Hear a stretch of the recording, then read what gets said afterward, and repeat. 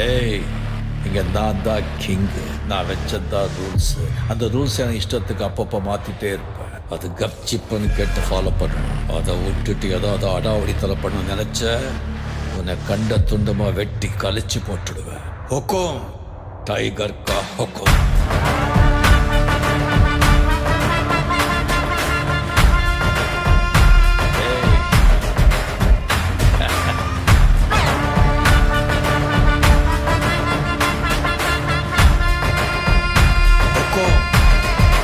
tiger का